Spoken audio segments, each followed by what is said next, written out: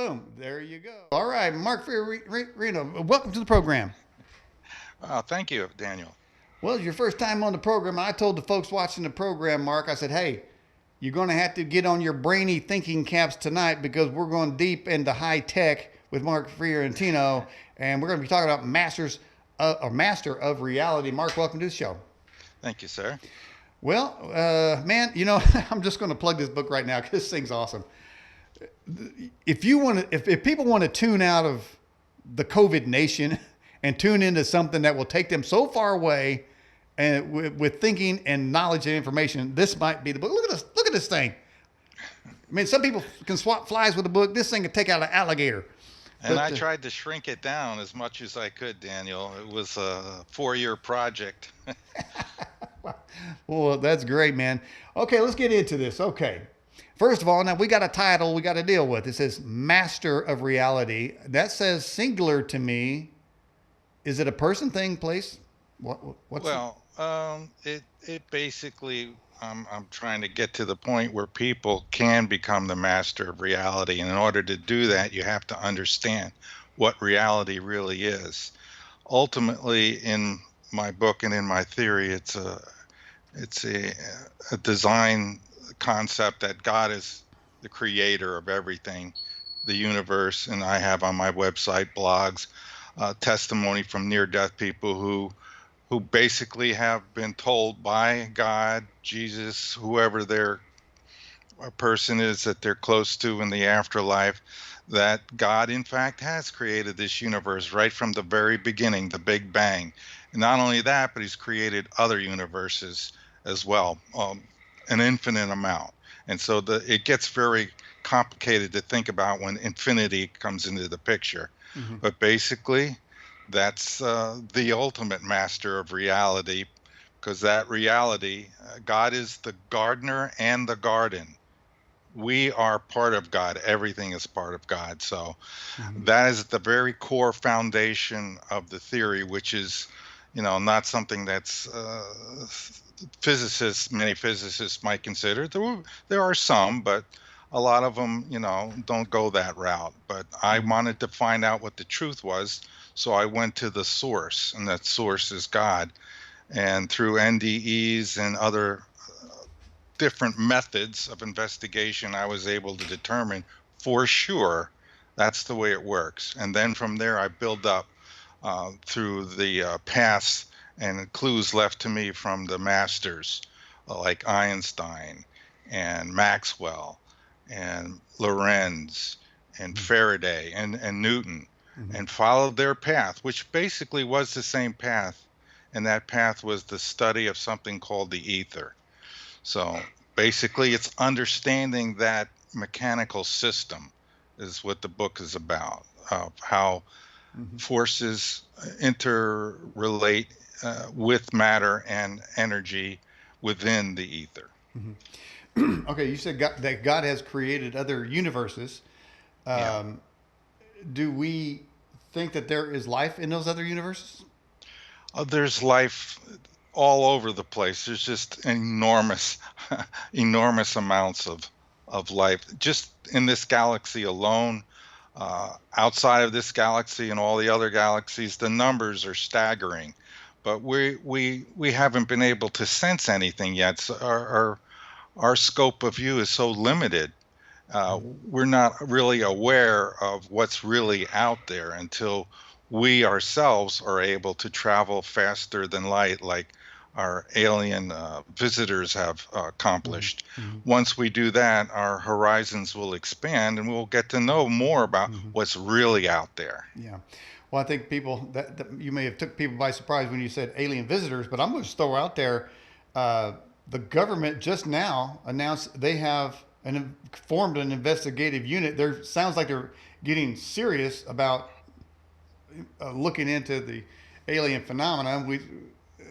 There's been so many sightings and different things, but that's not really an alien show tonight. But it's interesting you said that. So you talk a lot about Einstein. Did in any of his research lead to a designer? Did he look at something and say, "Wow, there's no way that this thing that's coming into Yes. my mind. Whatever information Yes. had to be designed. Yes. He had a very specific belief in God. God created the universe, and then he kind of believes that he stepped back. God, there's no such thing as a personal God to Einstein, at least not up until the very end. I don't think he believed that there was a God that intervenes in the workings of things now or of people.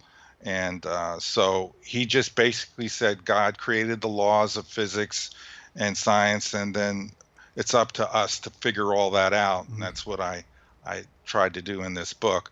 But I disagree with the idea that is not involved. He created it and he continues to create along with us. We're also creators. And so I believe in a personal God who's involved with all of us. And I get into that in some Mhm. of my blog entries where I talk about spirit guides and those kinds of things. I'm not your typical physicist type person, although I studied physics. I also believe in the afterlife and God. I know it for sure. I have many stories to tell about it. I don't think we have time for it here, but definitely believe that's the way it is. Mhm. Um, so it's interesting with all the technological information that's in this book that then all of a sudden, I mean, there's formulas in here which I don't know what the hell they mean, but they look great. So, but you, Well, but there's really just one formula, the moment of inertia. mhm. It's actually a pretty old formula. It comes Yeah, from the Newton time, but I use that to explain gravity. yeah. There is some Well, other ones in there yeah. too, but Well, where I was going was okay. So you have these heavy duty topics in here. Then all of a sudden you come to near death experiences, and that's like zing, like right over to the other side. So how does the unified field theory relate to near death experiences? well, I got that because of something Einstein said where he wanted to know the thoughts of God. So I started to think about that. How could one know the thoughts of God? I mean, that was his overall mission, was to figure out the thoughts of God and how he designed the universe, which would be the thoughts of God. So I got to thinking about that, and I says, well, you can't really read God's mind without him allowing it and communicating. And I remembered reading all these near death experiences where God was talking to these people and they were bringing back information. And then I thought, well, if God wants us to know it or me to know it, I'm looking for something very specific, which is what I call the signature of God, which is something I think that Einstein was really working on. He just didn't know it by that name, which is a dynamical geometry in motion that creates gravity. So I decided to start looking at near death experiences to look for that geometry. So that would be a very unusual thing for a person who's had a near death experience to look for and to have happen. So I read, hundreds of them, and within a few days, I found one that it fit exactly what I was looking for, and I had some very specific things I was looking for. The geometry had to be have three segments to it, and this one did. It was a trefoil pattern, and why I needed three segments was because what I believe was inside of the neutron and the proton. That's where the signature of God is. Basically, I was looking for how do you say that? It's basically it's everywhere and in everything, but impossible to see. And I realized that was inside of the atom. That's where the signature, the creator's signature would be.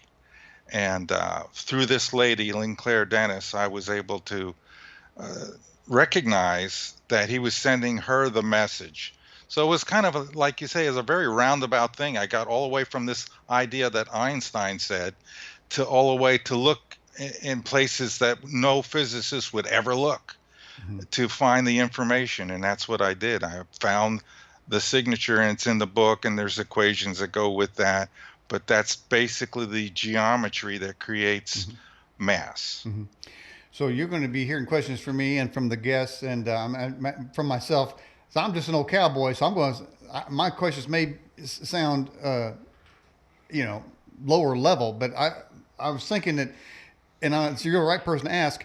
Is there really nothing that is totally solid? If you go down to the Actually, subatomic level, that well, there's gaps there. yeah, so far as where you think about solids and liquids and gases that are made of atoms, that's true. There's always space in between them. Hmm. But at the very foundation, the thing that everything is made of is something called the ether, which is another word for space or the space-time continuum. That is a quasi-elastic solid.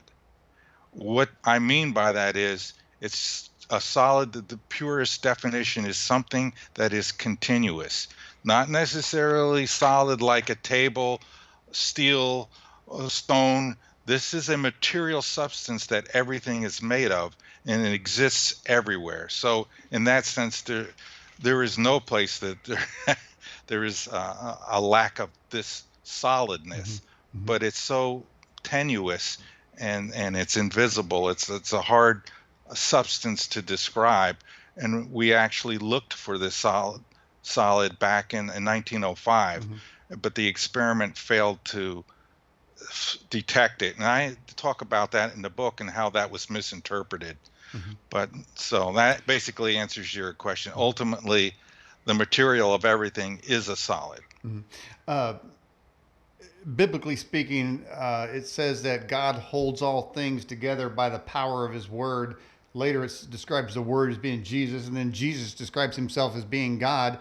So it seems that they just said that God is holding everything together. There seems to be spaces, say, between the neutron and the proton. Uh, what is holding these things in place? So now you're at the very core of reality. Now, there are forces there, electromagnetism, the strong force, the weak force, which I kind of debunk in my book somewhat. But um, what's holding everything in place or how things react to each other is due to stresses and tensions within the ether. And so, since particles themselves are consubstantial with the ether, what that means is they are made of the same thing, they are fields too. That's what's holding everything together, is that basically there's a contact between everything that there is. So to say ultimately, since God is the creator of everything, God, through the power of intention, is what I say in the book, is behind that, I believe. Okay. Then let's get to a couple questions for you. As I mentioned with you before the show, there's a chat going on right now. It says, you said you used NDEs to research. Did you induce an NDE on yourself? Oh no, I didn't go there. Okay. No, I figured everything I really needed was already out there. There's over 200,000 NDEs in America alone every year. So there's something going on underneath what everybody realizes, because the media is so busy talking about all these other things that you touched on, that this is actually happening all over the world thanks to the updates in medical technology and so forth. More and more people are coming back to tell the story of what's really real, the afterlife, God, Jesus, um, Buddha, whatever they see. God is a universal being, a universal God. So there is instances where people who have died in an NDE together, three people I'm thinking of. One was a Christian, one was a Hindu, and one was a Muslim. They were struck by lightning.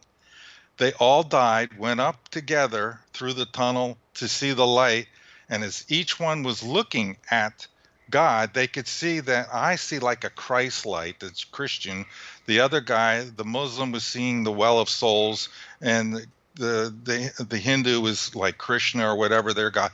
They were looking at and seeing, each one was seeing God a different way, and they could look at each other and see they were seeing a different version of God. But God was making the point for them and for everybody else. I'm a universal being. There are many paths to get to me. So that's what's really going on. That's the bigger picture. Yeah. And we're really all the same people, and we need to start being nice to each other instead of what's going on out there right now. Yeah.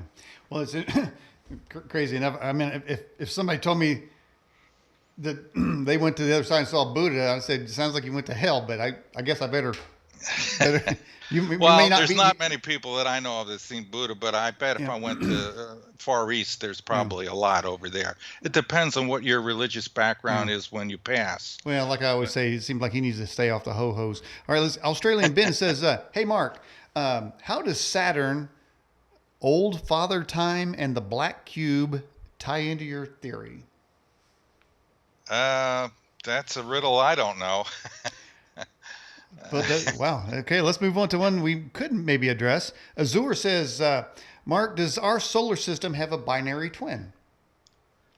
Not that they have detected. There's always been these theories of an X-planet or maybe a dark star like a neutron star going on out there that could explain some of these catastrophes in the past where they had asteroids hit. It may be, but if it is a binary system, it's not a regular star. It's probably a neutron star, or a neutron fragment, and made of a device that's made of neutronium. So neutron stars are made of nothing but neutrons, Mm-hmm. and it's called neutronium. So there's something heavy out there, and it's on a very eccentric orbit. It's spiraling way out and coming way back, maybe every several million years or so. So it's possible, but nobody's confirmed that yet. Mm. Um, which is more powerful, an atomic bomb or a neutron bomb?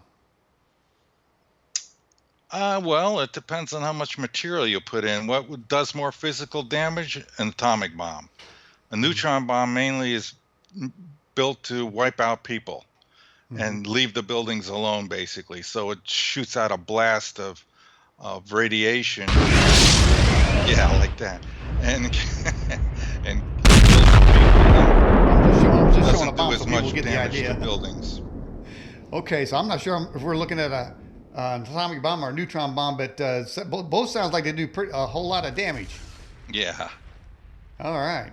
Let's get to another question for you, and let me get back over here. All right, this is from Scott. He says, "Can you please touch on Nikola Tesla's compared to Einstein in regards to their views of the ether and reality?"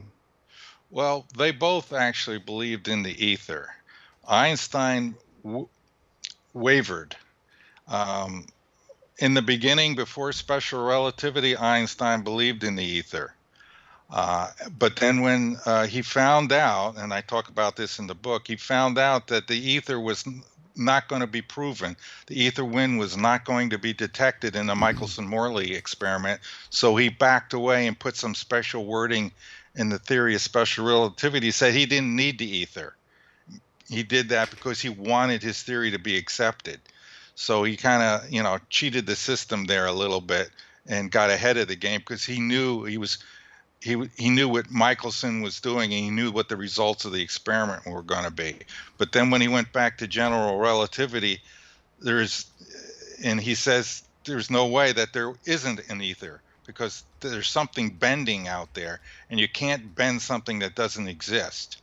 So in the end, he went back to being a believer in the ether. All right, another question from Scott Richardson. Einstein was asked, "How does it feel to be the smartest person alive?" He said, "Don't ask me, ask Tesla." Yeah. Who's smarter? Yeah. Well, there are different kinds of smartness, different types of intellect. Tesla was an incredibly gifted inventor, a visionary. Definitely, nobody could beat him in that. I don't think anybody really has. I can't think of anybody else who's had as many patents and has had such success. But Einstein was a theoretical person, is a different kind of intellect, one who used his imagination to make great discoveries, was very powerful, intuitive genius. So you can't really compare them directly and say who is smarter because there's so many different types of intelligence, and it's like comparing apples to oranges. Mm-hmm. All right, and here's one from David Bernal. It says, "Can you explain what the string theory is and how it has advanced over the years?" Well, I'm not really an expert in string theory. It's not a theory I really study that much because I think it's not going to be proven. It's very difficult to test, if not impossible to test, and it's based in quantum mechanics, which throughout the book I basically agree with Einstein in saying that it's not a complete theory. So string theory is just it's way out there. It's kind of in a left field all on its own, and our most brilliant minds are putting a lot of effort into this, and I'm concerned about that because I'd much rather those guys be working on room temperature superconductors and things of that nature, which we can use to build, anti-gravity devices, hovercrafts, Mm-hmm. and such. Mm-hmm. So we need to work on that kind of stuff and not be wasting so much effort in this endeavor, which I don't think is going to lead to anything useful. The endeavor of researching string theories. Yes. Okay. I mean, by now we're supposed to be flying around in George Jetson type craft, and all we still got is some gas powered vehicles, maybe with a few Teslas running around. And the promise of technology is not coming to pass, Mark. Well, it is in my book. And that's why in the last chapter, it's very important. Listen up, everybody out there. This is very important. You need to do the experiment in the last chapter of my book that proves magnetism can be used to shield the gravitational field, and magnetism can be used for propulsion and Mm-hmm. at speeds greater than the speed of light.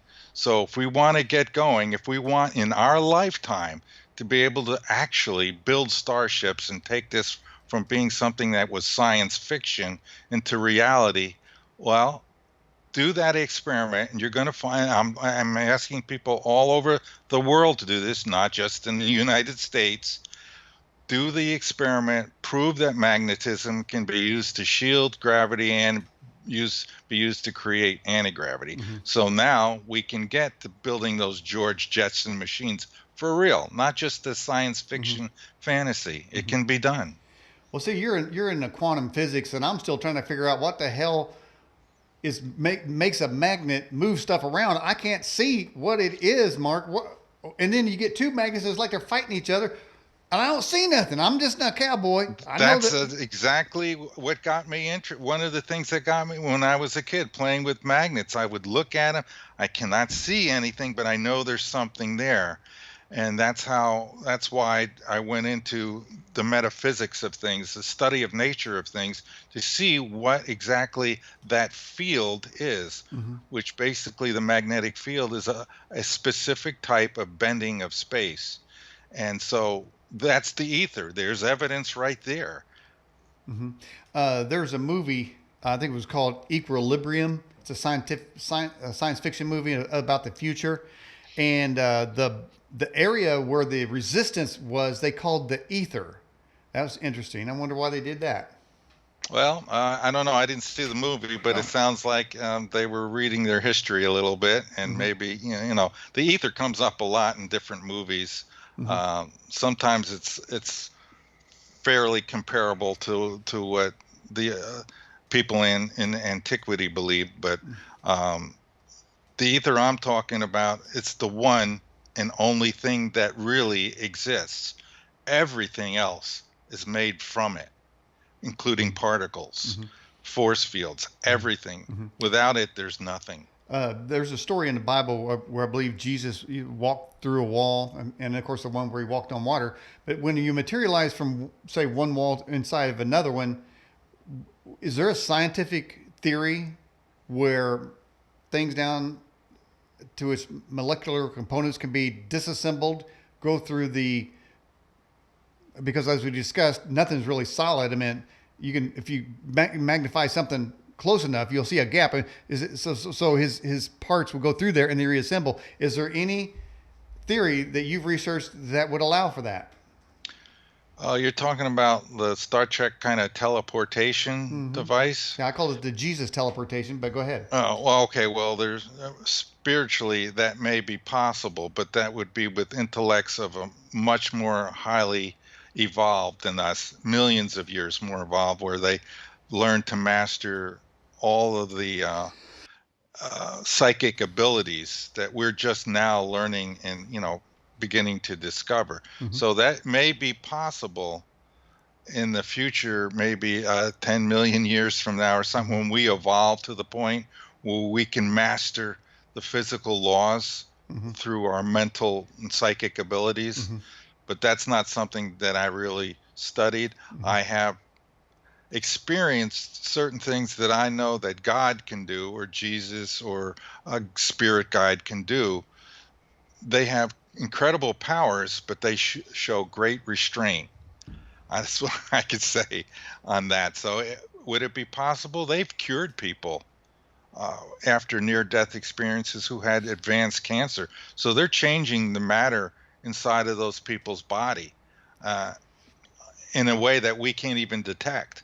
But it's real, and it happens every now and then.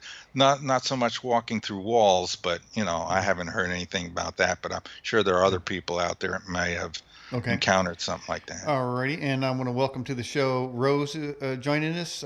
Joyce, are you serious? Is with us. Diana P back with us, and Max Vogan. All right, Australian Ben says, Mark, is the solid similar to water? Is the solid the ocean of the universe? Is it a construct? It is a. I would say it is a construct. I would say it is the framework of the universe. It's the basic underlying material substance that everything is made of, and it's a quasi-elastic solid, which means you can twist it, you can stretch it, you can compress it, and so in that sense, magnetism is nothing more than a rotation of space caused by an electrostatic charge in motion. So electrostatic charges are twists of space. So that's all of these things can only happen in a solid because the particles persist in nature. They don't unwind. So in order to do that, you can't do that in a liquid and you can't do that in a gas. You can't have that kind of persistence. The only place that's going to work is if the thing that you're using is a solid. So it's the solid of the universe. It is the universe. And without it, we would have nothing. All right, let's get to this question from Azure. Does the recent worldwide climate activity send off a signal to you that a pole shift is possibly imminent? Well, again, coming from the people who have had near-death experiences, many of them are talking about a second coming or a big event of global importance where there's going to be a great conflict or some sort of natural disaster. Can't really get any details, but I kind of on my own studying about that, looking for that as I read near-death experiences. They are warning something is coming, and that something is based on the fact that we humans are not behaving properly, and we're making this come about because of our bad behaviors and not being of a virtuous living virtuous lives and lives of peace and love. Instead, we're doing all these other things that we're doing out there, and we're creating an imbalance which we have to be prepared for. I'm trying to get. One of the main reasons I wrote this book was to get the anti-gravity technology going out there so that we can defend the planet from certain disasters like meteors and stuff. In the book, I talk about how to do that. We can build drones that can literally push incoming meteors away from us. So there's lots of things that I would like to do there. Well, talking about this advanced technology, but you're also at the same time sort of describing some event coming our way, because it appears that as a human species, we are devolving worldwide into chaos and anger and hate and violence. And so when you're talking about unified field theory, you got a whole contingent of people that are burning buildings and coming against the government. So it's like, I want that Star Trek time where every race is equal, everybo's happy. Everybody, it's a utopian society, and that's what I'm trying to work for in this book. But man, it's kind of like I guess we got to refer to Star Trek a little bit here. Spock said, Vulcan devolved into chaos and anger until they realized they finally had to stop the fighting. But I imagine they went to the lowest part of the civilization, which was ruined, and they had to rebuild it. And they said we're going to have to use logic from now on. But there's some forces. I want to, we can't have anti-gravity trains if trains are being knocked off the rails. I mean, I don't know. Well, that's a part of the human experience. And either we learn from the past. Look at how many civilizations have been destroyed in the past because they didn't take care. They became complacent. They became corrupted, and they fall. They used up their resources. They did a lot of unwise things. Until we learn to behave properly and with responsibility, and history will repeat itself. Mm-hmm. It's up to us. Mm-hmm. Ultimately, what happens next is up to us. Mm-hmm. All right, let's get questions from Put Yahweh first. Said, what college or university did you attend? Oh, I'm just a regular guy. I went to community college. I went to tech school. I learned about electronics. I went to Tampa Tech. I graduated from Polk Community College right here in town. I've done this work in this field just because I was always interested in it. It was a hobby that got more and more serious as the years went by. And I studied on my own, and I studied the masters themselves, Einstein and all the others I mentioned, Maxwell and Newton. Mm-hmm. I believed them. I believed they were on the right path, and I continued to follow that path to its conclusion. So my background, nothing really special, educational wise, other than my own reading of books and so forth. Interestingly enough, that rates you higher in my book. In fact, years ago, this show's been going on since 2004, and I've always said I'd rather have somebody out in the sticks somewhere with no education that brings some wisdom to the show than somebody who's got 3 PhDs. Because man, if you went to college, if people go to college today, they're going to get messed up anyway. So hey, well, yeah, I think there's a lesson to learn here, and one of these days I hope I get it figured out as well. But because I always thought, man, why me? Why not a physicist? But then I realized if I were a physicist, I would have been one of the quantum mechanics guys. I would have been trained in that, and that's the wrong path. So obviously, I couldn't have been trained as a physicist. All right, this question is from Richard Brower. It says, Mark, what do you think about Wilhelm Reich in Oregon? I'm not sure. I don't know that person. Okay. What's he about? Don't know. Got to move on. I've got a lot of questions. If you don't know, we got to move on. All right, Philip from Georgia, from our website email construct, I guess. He says, do you believe in the electric universe theory? Not familiar with it, although I will say this. Everything starts from the electric field. In my theory, there is the electrostatic field, or the Coulomb force, which is the primary field of force. From that, the electric field that I'm talking about, and as it is in particles like an electron or so forth, causes motion through the thing that I write in my book called a slip wave, which is basically an electric field is a twist of space, a spatial inversion. So I can't speak to this other person's electric field theory because I haven't read about it. Okay. Well, I can't too. Okay. Gladys says, Mark, can you please talk a little bit more about the NDE that you were especially touched by? Well, the one that I used to discover the signature of God, I actually talked to that person, and I was actually a part of their group for a couple of years. I contacted her because I understood from what was being said in her book. I mean, God was saying, I am the energy that forms mass. That's exactly what I was looking for. And he was telling her that. And so we had discussions over Skype like this with her group. And I tried to say, I know exactly what that trefoil pattern is. It's three quarks forming the trefoil knot, which holds the neutron and the proton together. It's a knotted structure.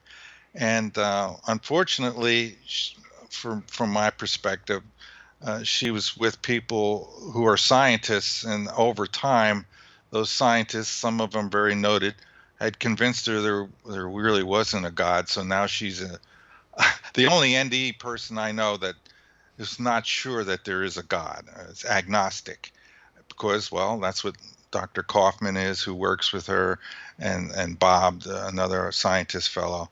So I kind of lost interest in working with that group because fundamentally they're on the wrong course. And I've tried to communicate, look, you're describing the mechanical mechanism that energy uses to become mass.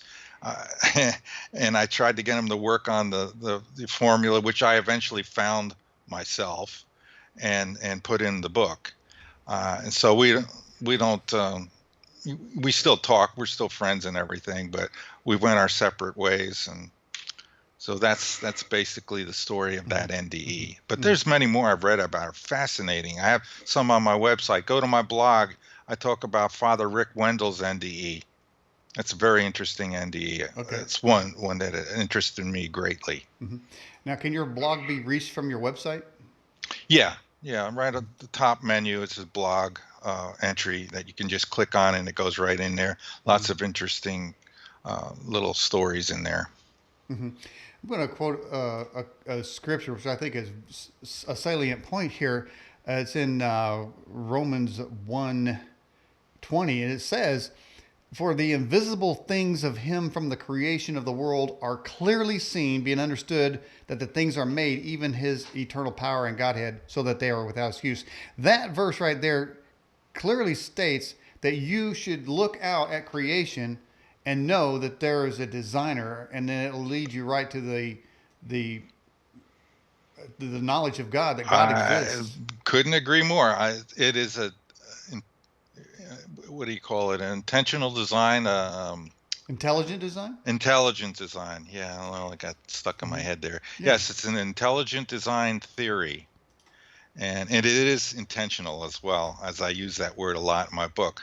God does things through the power of intention. Mm-hmm. All right, let's get to another question. It says, do you believe that there's an evil force in the universe as well?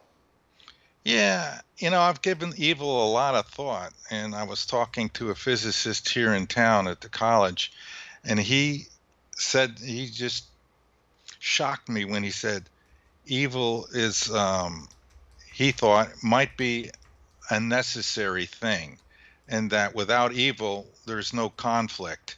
And if there's no conflict, then there's no way that people can strive and struggle and strain to get, advance. And so maybe evil is part of some bigger plan that exists so that the good in the world can have something to battle. Maybe, I'm still thinking about it. I'm still theorizing on it. There's something there that I'm going to ask about in the future, trying to ascertain why there is evil. But it seems to me that it's part of the life experience. There has to be the positive and the negative, and you have to have a struggle between the two. Mm-hmm. Sort of like that magnet, the kind of resistance there. All right, put Yahweh first says, Mark, do you use neodymium, I hope I got that right, magnets in your last chapter? I haven't done any. I know about those magnets. Years ago, I used to try to make perpetual motion machines because I wanted to make a power source that I knew that we were going to need for UFOs. But I never was very good at the mechanical building of things. But I'm familiar with those magnets. There's even better magnets now. But there is I didn't want to talk in my book about power generation and magnets and all that stuff, because there is somebody out there who has a machine that I think will do the trick, and I don't want to interfere with them. I don't want them to get hassled. I want them to continue working privately and in peace so that they can succeed. But at some point, if I ever get to help build starships or whatever, I will call upon them to get that device. Hmm. All right, that's a good answer there. David says, Mark, do you know Alec Bielek, who traveled into the future and saw cities that were levitated? No, I don't know that. Okay. And another question says, do you believe there is a such thing as called the Mandela effect? Yes, I talk about that in the book. Really? Yeah, and way over it toward the end, the second or third of the last chapter, um, I talk about stargates, and there's rumors going around that our government has actually succeeded in building a stargate. So I decided at that chapter that I was going to work on about the stargates.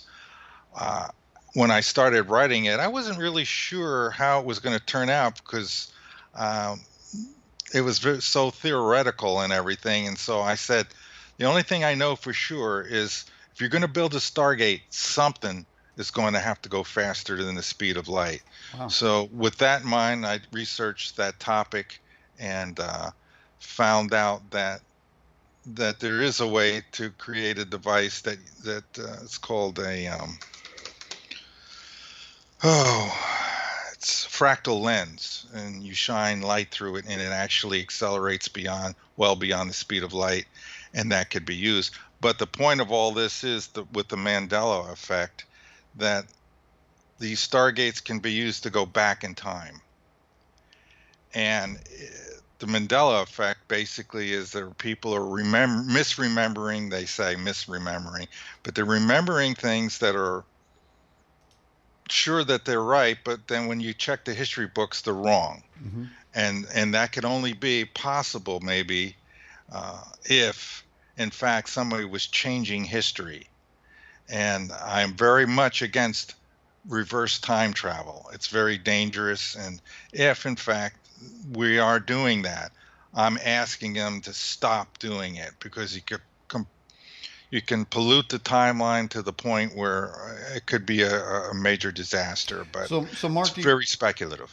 these anomalies in what's widely known history, these anomalies of them changing, is that a result of somebody going back in time and that's a ripple effect, or is it somebody going back in time and actually making a change? Well, it's, I mean, there's other ways to explain the Mandela effect and some sort of a group mind consciousness thing where they just have misassociated some memory somehow. But in theory, if it's real, yes, it's like you say, they've gone back, they've changed the wording in a book, or they've changed an event like a Mandela, who some people swear died in the 80s, but he lived all the way up into Mm-hmm. the 2000s. Mm-hmm. But people have memories of his wife making a speech, and yet all of that is gone. There's no history of that. And so it's a mystery. It's a real mystery. Mm-hmm. Well, they don't really need a time machine or a Mandela effect to change history, because I think in Chicago they're saying they want all history to be stopped being taught until they rewrite it. So, good old America, we're over here rewriting history anyway. But Mm. I mean, it's certain to fit a Marxist timeline. But I mean, one thing got me on that was the Mr. Rogers' Neighborhood, Mark. I mean, they said, it now says it's a wonderful day in this neighborhood. He never said that. When he took his shoes off, he said it's a wonderful day in the neighborhood. I've not Right. heard of a single person said it's a wonderful day in this neighborhood. He never said that, and so therefore that swings me to the Mandela effect.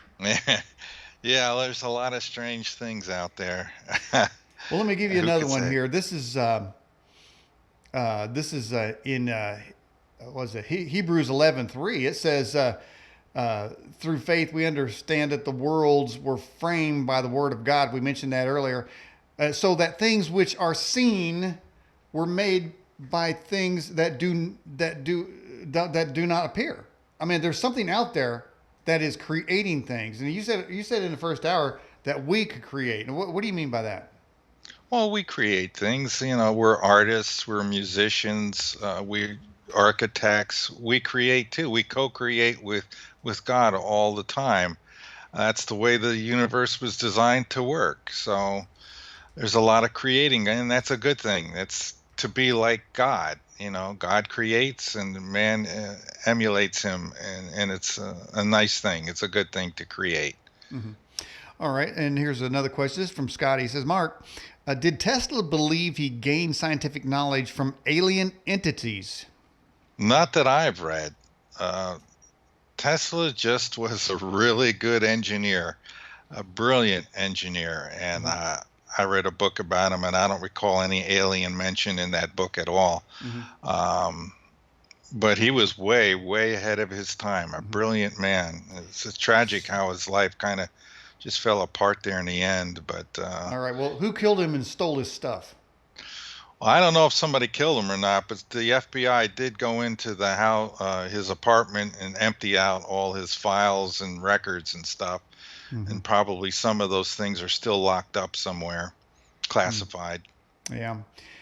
And does the government have an interest in holding back, let's just say, captured UFO technology, Sure. perpetual energy? What about cures to Cooties 19? Do they have an interest in all these things? They have definitely, one of my big concerns is talking about anti-gravity, and that, of course, they have an interest in holding that back. They've done it for at least 70 years, in my opinion. Have I actually witnessed, UFOs at Area 51? No. But reading all the things that I've read from other people and watched on TV, all these UFO shows, I'm fairly well convinced that, yeah, we've had some crashes and they reverse engineered them. And the slipway bias drive that I talk about is what alien technologies must be using, because it's the only way I could think of to break the light speed barrier. And I'm not talking by a little bit, I'm talking about literally tens of thousands of times faster than the speed of light, which is what's needed to get somewhere to another star in a reasonable amount of time. And that's what we need to be able to do, because we need to be on another planet just in case this one goes Oh, bad. We speak, need to be somewhere else. speaking of that, being somewhere else, I saw a meme come through my Facebook. It was a T-shirt, and it had the year 2020 going across the top, and then it had a ratings at the bottom. You know how when you go to buy something, there's rating 1, 2, 3, or 4, 5 stars. It had 1 star, and underneath it said "would not recommend." So I think a lot of people would like to be off planet right now in 2020. I mean, we want to get to 21, but man, unless something happens, it's going to be scary. It's going to be nastier now. All right, let's get to this. Australian Ben says, Mark, please explain. I think this is a biblical reference. I am that I am. Does it stand separate from the solid? I have to think about that a minute to see if I understand what exactly they're saying here. Um, well, certainly, I am what I am. All I could say is somehow that relates possibly to the ether, and that's what we are. But there's probably some other philosophical interpretation to that. That's something I would have to think about and talk with the person about to get the full context of what that quote is and what it means. Okay. Alrighty. Here's a interesting question. It says, if it's from Scott Richardson, it says, Mark, do you have thoughts on Professor John Trump? He was one who read the Tesla papers after the FBI raided his room. No, I don't have any information on the details of what happened to those papers. The book I read really didn't talk about that. But that sounds like it'd be very interesting to. I may look him up after the show and see what was revealed, if anything. Mm-hmm. Because Yeah. as I understand it, everything has been locked up and classified. Because he had stuff that was revolutionary. He already had drone type technology. I mean, he was so far ahead. It was astounding. And, Um, that's what we base our drones on today, radio control of aircraft, but now they're computer controlled and radio controlled. And it's amazing stuff. I wonder if they could use drones when Antifa attacks a city, use drones to spray like bug spray on them or something. Um, Wouldn't you like to go back in time though to the Library of Alexandria and see Oh, yeah. what books were in there? I understand, if I got this right, that the Romans fueled their bathhouses for 6 months with the books they had gotten from that library. Did you ever hear that?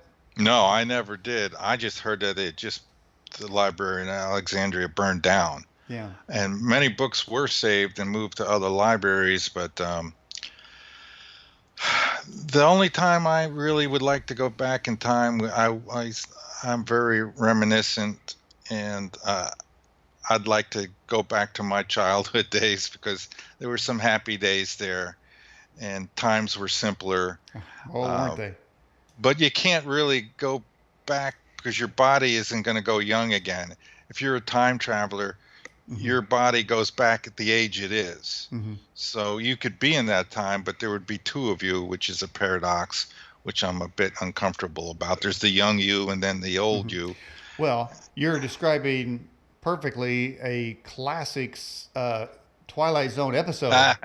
I know the one you're talking about. I I love mean, that one. I love I that mean, it's show. so sentimental. It's like we all want to go back there. He meets himself, and he's a little boy in a merry-go-round, and he wants to tell him, "Love the moment you're in. Embrace this Yes. moment. Don't let it go. Live this moment." Enjoy that. Yeah, it's You very know? nostalgic. I love that Yeah, episode. It's probably yeah, my favorite episode. yeah, yeah. It's interesting too.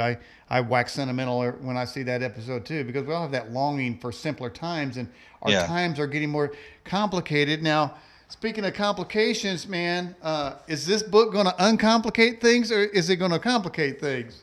Well, it's something that it takes a lot of effort, I'm sure, to read for most folks. I tried to write it for the layman, but there are parts that are written for the physicists so they understand what I'm talking about. Mm-hmm. Ultimately, in the end, some of them need to realize, hey, this guy is on to something, and we should pursue this Mm-hmm. more.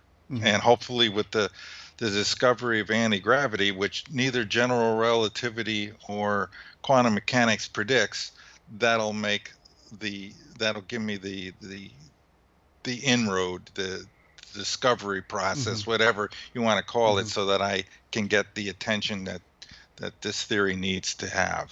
Well, I think we've been frying some brains so far, so let's go ahead and simplify things and talk about slip wave bias drive technology. All right. Slipwave bias drive was discovered by studying particles. If you ask a physicist how a particle moves, like the photon, it can travel all the way across the universe at light speed and only slow down when it enters a medium like glass, water, or a gravitational field. And then when it leaves, it exits, it speeds right back up to the speed of light again. How does that do that? Nobody can really answer that question, but I answer it in the book.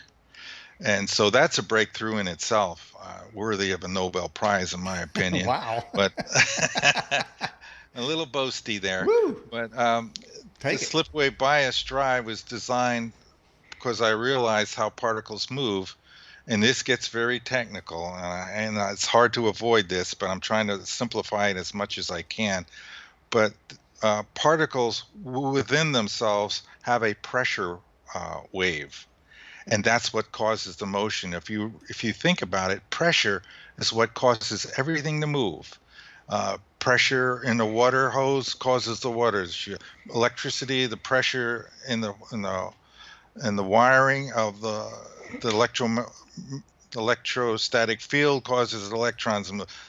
Uh, Airplanes move because of the pressure on the upper wing is a Mm-hmm. lower pressure, and the higher pressure on the bottom of the Okay. wing causes it lift. Mm-hmm. Bubbles rise from the bottom of the ocean because of a pressure in the medium of the ocean. Everywhere you look, pressure is the cause of motion.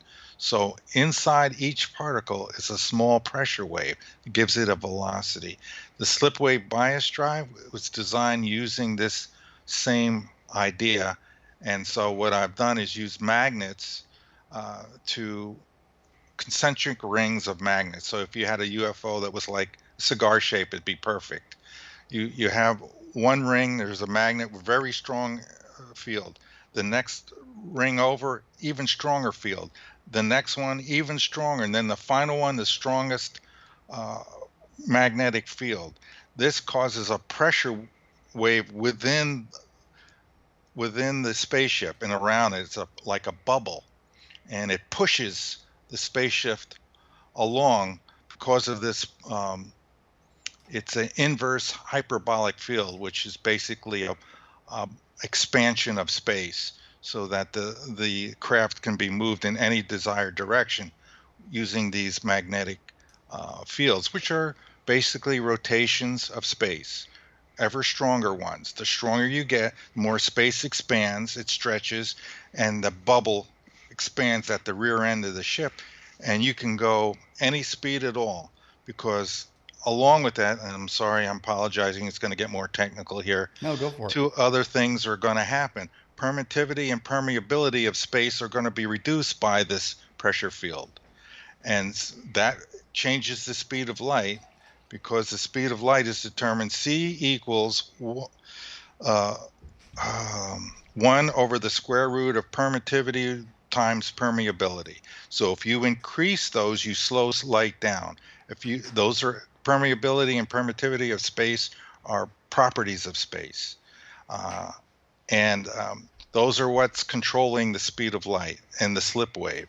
So if you reduce those, you will be able to go much faster than light. You can go any speed you want until you get all the way down to zero. If those hit zero, things get very dangerous, because you now go infinitely fast. And that's not a speed you want to hit, because you will be lost. Wow. Yeah, so it's possible to travel at the speed of a god with this system. Well, thanks for simplifying things. I've studied E equal MC squared, and the profound answer to that is yes. I discovered that myself.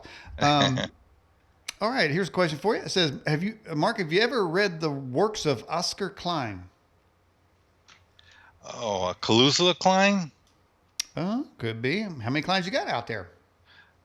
I think that's the one they're talking about, but I'm not sure. Okay, but go ahead. You must know something.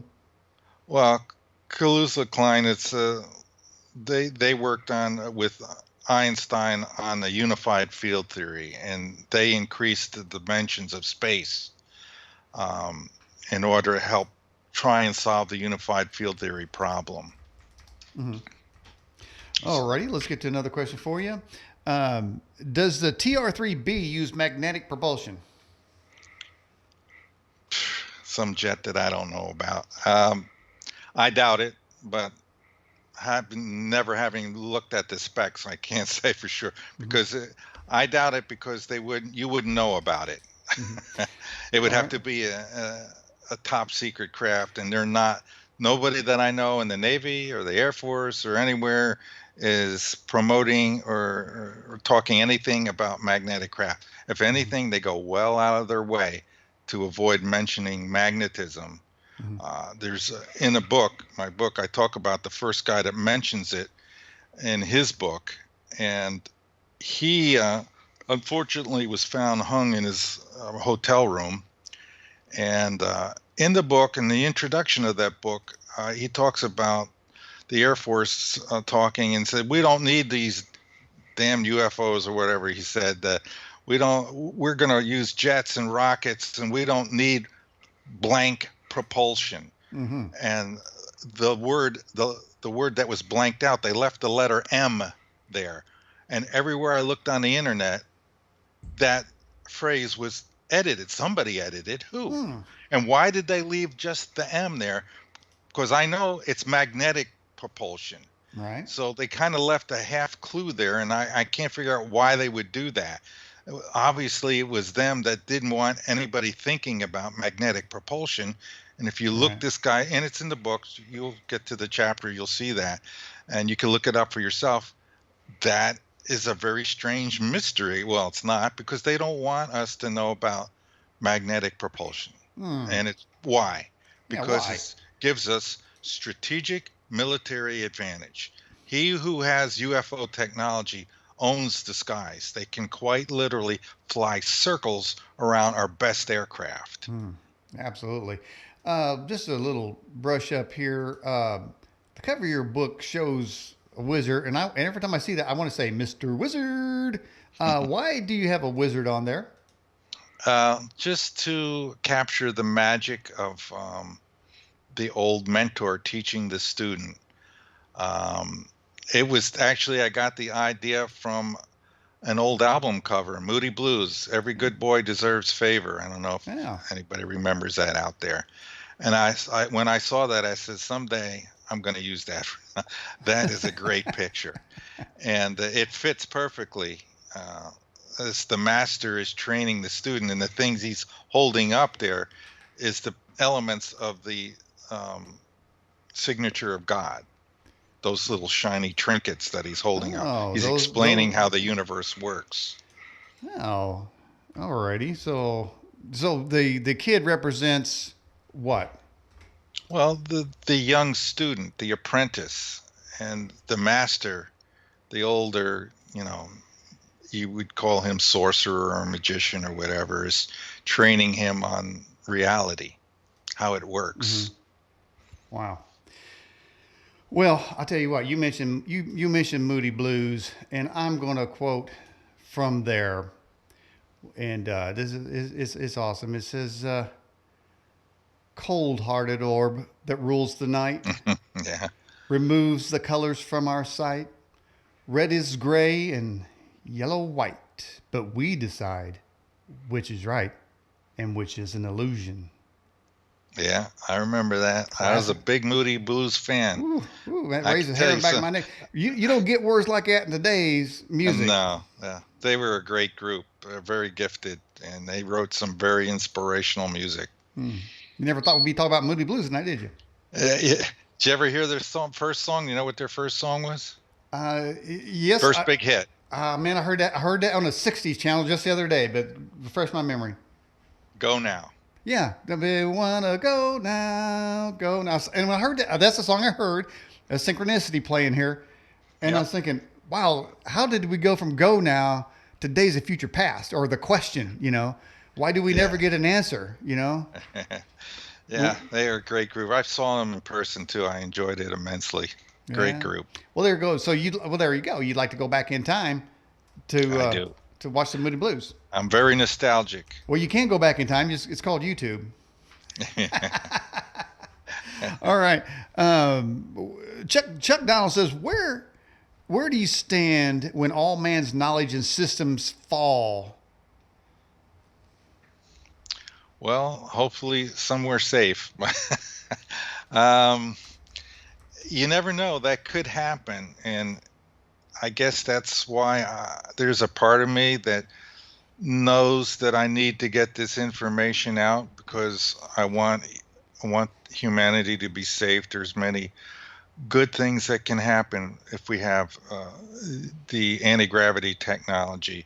I talk about in my book, making super ambulances that can go from anywhere to your house in a matter of just a few seconds. It could save a lot of lives. Super transports can be used to go take supplies and people to areas that had a major catastrophe, a natural catastrophe of some sort. They can get there in minutes rather than days or many, many hours. Like a jet, it would take hours or a day or more to get across the planet. But if you have a supercar, which I talk about in my book, it's an anti-gravity driven, spatial bias drive driven car, you could go anywhere you want. I talk about, it's possible to wake up in the morning and go have breakfast in Paris, shop for a little bit, drive to Rome and have lunch, and then back home at 3 p.m. to have a nap. And this is all possible with what I'm talking about. That's why they got to do the experiment in the back of the book. I'm serious about that. Okay. Everyone in every country, if you have access to powerful magnets, do the experiment. You will see that magnetism can, in fact, be used to shield gravity and create an anti-gravity field. Wow. So I'm betting everything on that experiment. And that's in your book. And that's in my book, and At I the show end. you how to simple example of what you can Yeah. do. Just suspend something over an intense magnetic field. It will weigh less. And the stronger the field, the less it'll weigh until you've blocked the whole field from coming up directly underneath it, Hmm. and it will just float. And now, does that create anti-gravity, or does it negate gravity or Well, it overpower really it? does both because it causes the gravitational field is a bending of space. It's a contraction. What a magnetic field does is it causes space to twist, rotate. And the more you twist something, if you take like silly putty and you put it down on a comic strip and you lift it up and you look at the picture, now twist the picture, twist the silly putty. Look at what happens to the picture. It spreads apart. Hmm. And the more you turn it, the silly putty thins out and then breaks eventually. Hmm. So that's what a magnetic field is doing to the ether, the fundamental field. It's twisting it and it's causing it to stretch. And when that happens, it expands. Mm. Expansion is anti-gravity. And when you expand space, you neutralize the contraction of space, which is what gravity Hmm. is. So you're basically overpowering space with a different field. Hmm. Well, you certainly don't. You certainly don't want to do that on a massive scale. You could make everybody disappear. So I don't want that going on. Hey, Gord from Canada says, Mark, what is the speed of gravity? I heard it's 10,000 times the speed of light.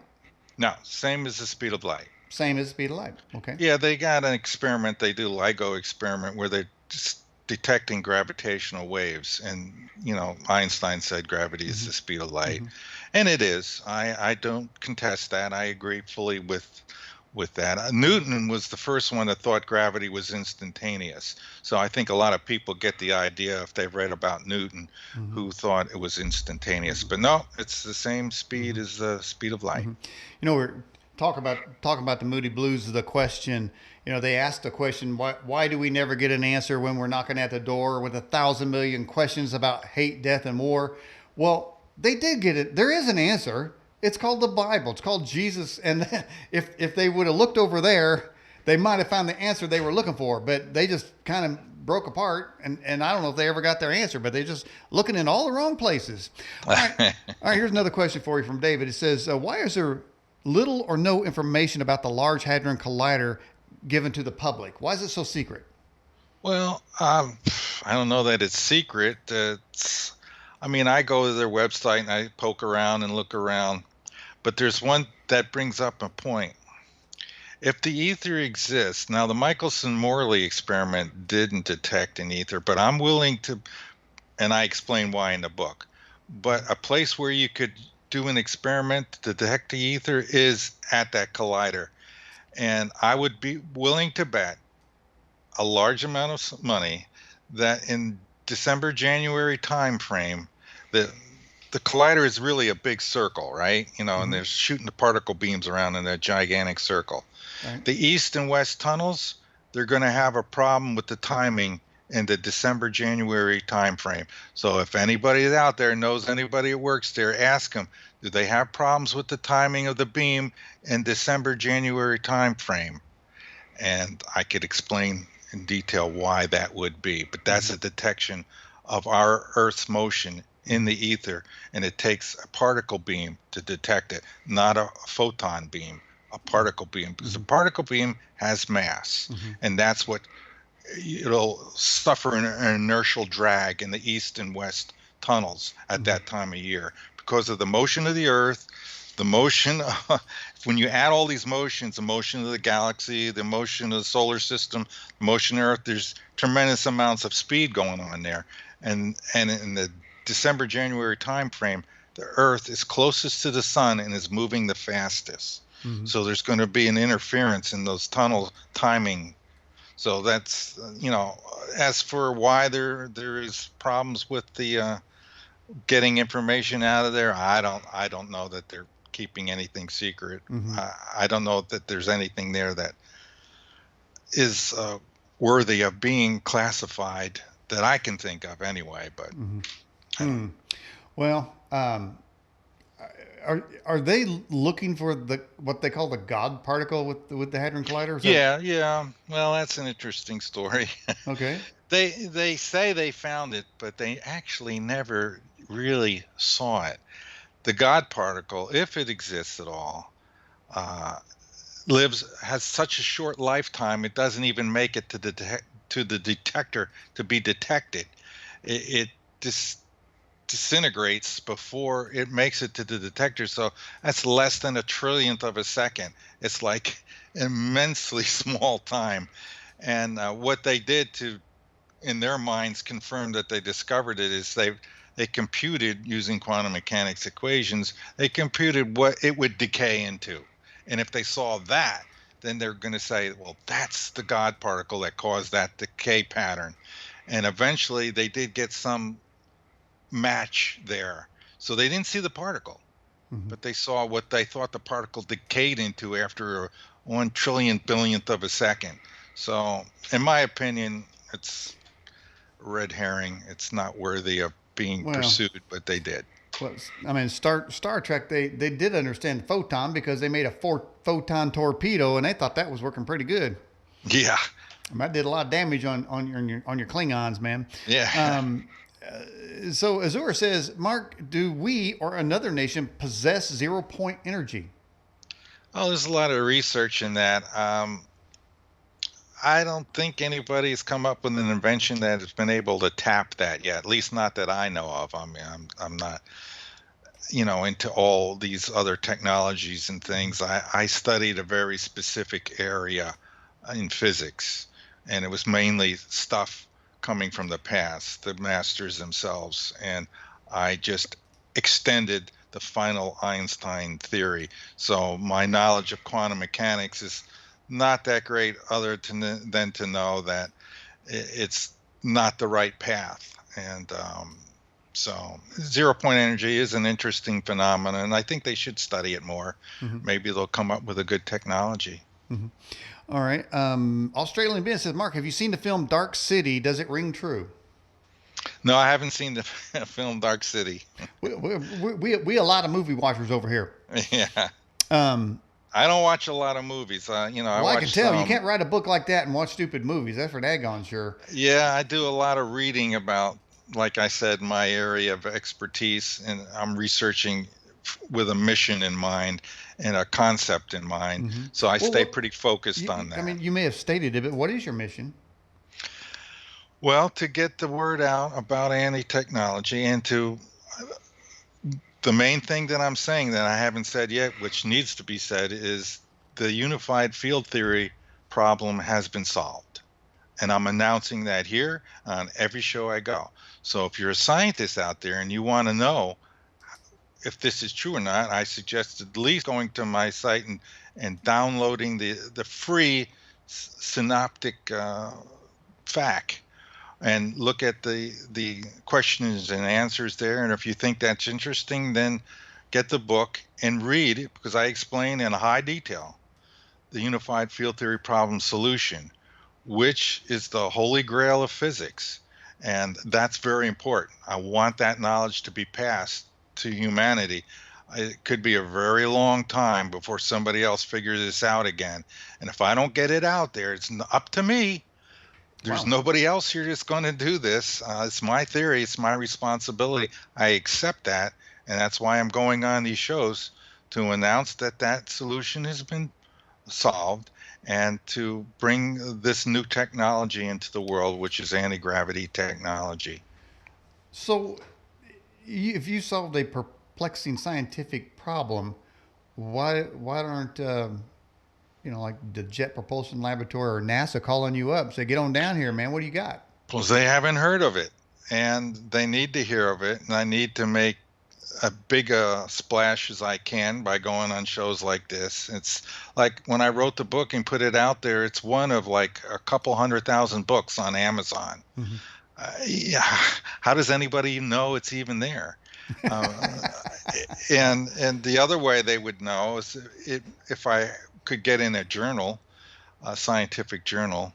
But I do have another plan where I want to write to physics professors and teachers who I think might have an open mind and be willing to read the book. And what I'm looking for, if you know a lot about Einstein, I'm looking for Max Planck.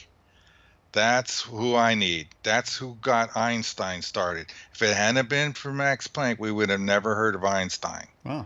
One guy brought him into the light so that everybody else knew he was somebody special and had great ideas.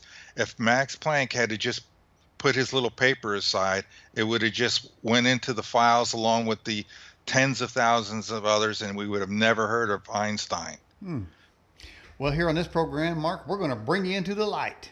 We're going to bring you out of darkness into the light. Now, here's a question. It says, "Are you Italian?" Yeah, full-blooded Italian. Both my mother and father were Italian. My father was Italian immigrant, and my mother was born in Brooklyn. Okay, y'all made spaghetti in that. I love spaghetti. So being an Italian, why is all spaghetti taste the same? Do you guys got like some kind of trick to make it taste like great? I mean, to change it to what do you guys do? You Italians.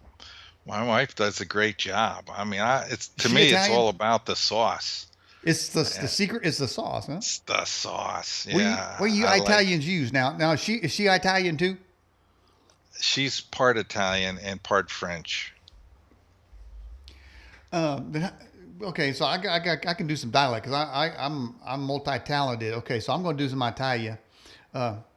What about the meat sauce? What did they always ask things in a question? I don't know. Well, I like How's that? the meat sauce. I like a little bit of fat in the sauce, some sugar to sweeten it up a little. I mean, that's my personal taste. So you call I that don't like the sauce too acidy. Yeah. But You call that your unified sauce theory? yeah, my yum theory. All right. Here's a question for you. It says, this is from Chuck. Are some aliens part of God's heavenly host? So I think biblically speaking, there is talk about a heavenly host. Does that include aliens? Well, yeah. Let's go to an NDE. Howard Storm had a famous NDE, and that was kind of one of the questions he had. And Jesus was there talking to him, and then Jesus said, "Yeah, there are lots of other worlds and lots of other life forms." And then Jesus started showing him one alien, the next alien, and they got stranger and stranger and stranger. And he had him line up and showing him all these different, multiple eyes and heads and ears and whatever. And finally, Howard said, "Okay, I've seen enough. Yeah, I am aware that there are other alien species, and that's part of the bigger picture that we're really not aware of. I know the Bible doesn't go into it, but it's not something that was needed to go into in that time period. Now we're in a time period where we're seeing stuff in the skies, and we're becoming more and more aware there's somebody else, and somehow they got here. And how did they do that? And my book addresses that. They have to go faster than the speed of light. Yes. Is there other aliens? Yeah. Ultimately, in the big scheme of things, yeah, there are a lot. And we have to fit that into our religion our religious beliefs, because that's a part of the real, true reality of what's happening. If the reptilians land in your yard, you going to invite them in for a spaghetti dinner? Well, now that you mention it, my wife is not a believer in UFOs. Oh, okay. Well, she wasn't, but I convinced her. Oh. One night, I got up to go in the kitchen to get a drink, and there was all these red and green flashing lights outside. I said, "Wow, the cops must have pulled somebody over in front of the house." Yeah. So I went to the window to look, and my house overlooks a small lake, and over the middle of the lake was this oblong UFO. It was a very larger than my house by a substantial, and it was like 3-something in the morning. Wow. So I ran to the bedroom. I got my wife, "Come on, you got to see this. You got to see this." And I got her up, and I looked at it, and we were looking at it. It was floating back and forth very slowly, and she wouldn't say anything. She didn't say a word. And when I wanted to talk to her about it the next day, she didn't want to talk about it. Wow. But she said, well, I asked, what did you think? I says, all I know is I was very afraid. And no, if I were single by myself, I would have went out with a flashlight and flagged them down and see if they would have taken me aboard and seen if I could learn anything. Wow. But on the other hand, if you read the Matthew Stryber tales about being abducted, that's not pleasant. So I don't know which alien it is out there. So me and my wife, we stayed the lights off in the dark and didn't want to get any attention because you never know what you're going to get with an alien. Yeah, it could be a peaceful one, or it could be the guys that stick probes in your eyes and other parts of your bodies, and it's not pleasant. So, no, I guess I wouldn't go out Yeah, there. they stick probes in your Biden. And yeah. Hey, but now I got some tips for you. I asked you if you invite him in. So so you invite a reptilian in for dinner, and he says, yeah, I'll come to dinner. You got to watch out because going back to Twilight Zone, the episode called Yeah, "To I know Serve that to episode. Serve Man." You know, Yeah. when he says, "Yeah, sure, I'll come in for dinner," you might be the dinner. Yeah, the mammals. What mammals you got? So, you know, just be careful, especially with the now the insectoids. I don't think they're meat eaters, so I don't got to worry about them. All right, Dreamwalker says, could the aliens be future humans that are time travelers? Great question, Dream. You know, I mean, that's within the realm of possibility. Who knows? If we're indeed using stargates, stargates can also go to other places, not just other times. Can go to other dimensions and other galaxies and so forth. So it's quite possible in the secret realm of our government, they're traveling to other places. They went back in time and seeded some other. You can get into all kinds of scenarios. Do I know any of that for sure? No, it's just speculation. It's something fun to think about, and it's within the realm of possibility that. Who knows? Who knows what's happened in our past? Maybe some of our people were taken by aliens long ago and populated somewhere else that we don't know about. I don't know. Well, you know, this book is really deep in a lot of scientific stuff in it, which is awesome. And I like you said, you know, you're worried about, you know, you said there's stuff in there for scientists. Look, I want to read what a scientist reads. I just don't want, you know, like a piece of cake to eat. I need some meat when I'm going to read something. I want something challenged to my brain and thinking. But let me ask you something. In the development of this book and the titles like slipwave technology and stuff like that, before the book and before you put it all together, did this information strengthen your belief in God, or did it confirm it, or did it is a neutral thing? It's just information. Well, I think, strengthened my belief in God because the universe just didn't come out of nothing. And everything that I've been able to, and I've had many psychic experiences. We didn't get into any of that, but actually, this writing of this book was pretty much predicted when I was 20 years old. They didn't come out specifically say a book, but the first psychic I went to when I was a kid, at I want to say 20, I think I was 19, came out and said, "At the end of your life, you will be a spiritual teacher." And then the rest of the predictions she made, and this is in a town called Casadega in Florida. I don't know if you've ever heard of it. I've heard of Talladega. No, it's Casadega. It's the spiritualist capital of North America. So there's I heard loads of of psychics in Quesadilla, this man, town. of the Mexican restaurant. Yeah. So she gave a predictions. All the predictions she made were true. Came true. Every last one. And then my friend went in and he had his reading. And then after we left Casadega, we were going to Daytona to have a fun weekend with the gang. And in the car, he said to me, "Hey, that was pretty interesting about you, Mark, what she said about you." And I says, "Well, what are you talking about?" This guy's name was Jeff Jones. Duff was his name. And I says, "I don't know what you're talking about. I had a real normal. Was going to have 2 kids. I was be married. I was going to get in electronics. All those things came true." And no, she said, yeah, someday you're going to be famous. You're going to discover something, invent something. Mm-hmm. And I said, I wonder why she didn't tell me that. That was deliberate, that she didn't tell me when I was in the room with her. She waited until after I was gone and told the other guy. So I figured basically if she had told me that, I would have asked a lot more questions about that. And I don't think that was something the other side wanted to know. So basically all of those psychic experiences, and there's many more that go on after that that confirm that prediction. I discovered that all people have spirit guides. It's part of God's plan. It's part of how God works.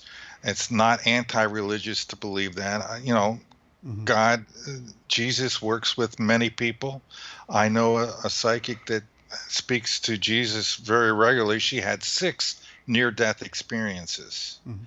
and very talented psychic. And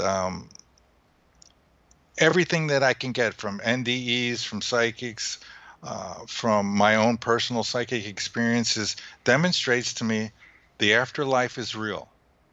God is real. Jesus is real. These people, spirit beings, they exist. This here is the temporary realm. Mm-hmm. This is like the school area, the play yard. You're not here for very long. And where you really are is in the afterlife. And it would be better for everybody to realize there is a God, there is an afterlife, and this life is important. So you should live it as fully as possible. And having God in mind and realizing there's a God, that you should try to be virtuous and compassionate and loving toward your fellow man. That's what is trying to teach us all through the experiences of life. So yeah, I would say this book did definitely help me confirm even further that God is real, God exists. I have no doubt. It's not a belief with me, it's knowledge. Mm. Yeah, and that's more Mm-hmm. important. It's more powerful than belief. It's a truth. It's knowledge. God does exist. Jesus exists. There is an afterlife. There are spirit beings. There's a whole nother world going on just out of our view, just out of reach. Yeah, you know, I've And always said maybe that. if you turn your head fast enough and you look, you'll catch a glimpse of Mm-hmm. something. But it's a spirit realm is where the real truth and real action is. Mm-hmm. And we are spirit beings having a physical experience. Mm. And in this limited physical experience is what's the gift is you're struggling and you have a challenge. Like this tonight is a struggle for me. It's a challenge. It's not easy doing this. I'm an introvert. So I have to come out and do this. This is my bit of sacrifice to make this effort to help humanity. I want to give this gift to them. And somehow I'm going to have to hard sell this to the world. So, hey, look at what I'm doing. I'm onto something. This can help everybody. And, yeah, Mm. it has helped me believe in God even more. Mm-hmm. That was an amazing summation right there. I tell you what, though, when you're at a party, somebody talks about recipes, somebody's talking about vacations, and you're over there talking about unified field theory. I bet you're the life of the party.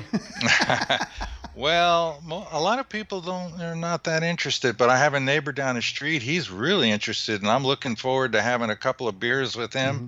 when he's finished the book and just talking about philosophy and God and Mm-hmm. everything Mm-hmm. and Just a, enjoying that. I enjoy that. I do enjoy this experience of doing this and having these discussions. mm-hmm. It's good, and I think there's a lot of people.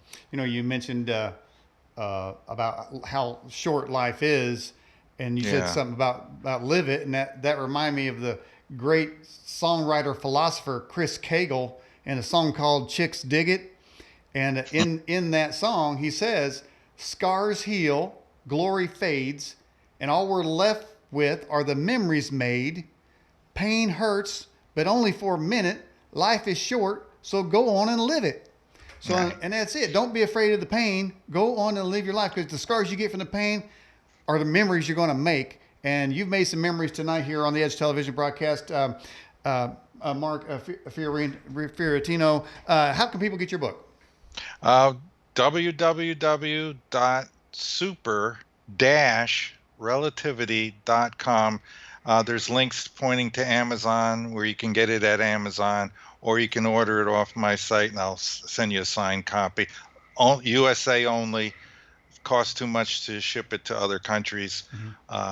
And I do a little bit of that as long as those supplies last. But Mhm. basically, getting it from Amazon, and you can get the ebook too, which is less money. And I love ebooks, so I'm definitely into that right now. I have a lot of ebooks I'm reading, Mhm. and I can make notes in it. It's very handy. Mhm. So that's where you can get it. You get it on Amazon, basically. Mhm. And again, I really appreciate your summation there, because that's thoughts of my own heart, is that just out of view, man, there's two lives going on. There's the one you can just go to Walmart and work and, do whatever you're going to do, the mechanics of life, but the real life is just kind of to the peripheral.